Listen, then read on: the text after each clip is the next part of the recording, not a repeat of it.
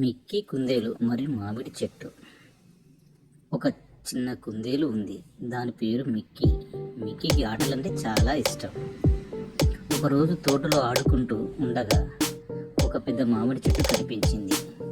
చెట్టుపై మామిడి పండ్లు చాలా ఉన్నాయి, కానీ ఎంత ఎగిరినా మిక్కీకి పండ్లు అందడం లేదు. అప్పుడు మిక్కీ తన స్నేహితులందరినీ పిలిచి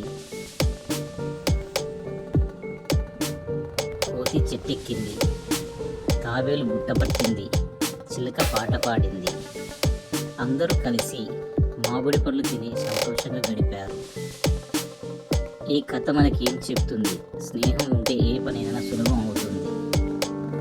కథ నచ్చిందా?